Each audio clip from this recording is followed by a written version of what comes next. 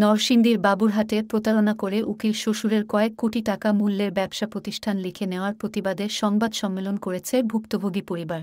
২৬ April শুক্রবার সকাল ১১টায় ফ্যামিলি কমিউনিটি সেন্টারে আয়োজিত সংবাদ সম্মেলনে ভুক্তভোগী পরিবারের পক্ষ থেকে শাহীন হোসেন ভূঁইয়া লিখিত বক্তব্যে বলেন, আমার উকিল মেয়ের জামাই শহীদুল্লাহ বাহার। বিগত কয়েক বছর আগে আমার ছেলের ব্যবসার পুঁজির জন্য কিছু টাকার প্রয়োজন হলে আমি আমার উকিল মেয়ের জামাই শহীদুল্লাহ বাহারের সাথে আলোচনা করলে সে ব্যাংকে জমি বন্ধক রেখে ব্যাংক থেকে ঋণ তুলে দেওয়ার কথা বলে শেখেরচর মৌজাস্থিত ৬৭৬১ নং খতিয়ানে আর এস ১৬০৮ নং দাগে কয়েক কোটি টাকা মূল্যের আমার পৈতৃক সম্পত্তির ১.৯৪% জমি লিখে নেয়।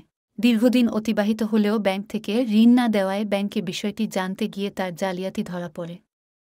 পরে বণিক সমিতি, ব্যবসায়ী ও স্থানীয়দের নিয়ে আমার জমি ফিরিয়ে দিতে একাধিকবার তাগাদা দিলেও সে ফিরিয়ে না দিয়ে টালবাহানা শুরু করে। এ নিয়ে স্থানীয়ভাবে বহু দেনদরবার করে মীমাংসা না হওয়ায় আমি আদালতের দ্বারস্থ হই। এরই ফাঁকে আদালতকে অমান্য করে সে আমার জমি প্রথমে তার শ্যালক ও পরে তার স্ত্রী কুহিনুর আক্তারের নামে লিখে নেয়।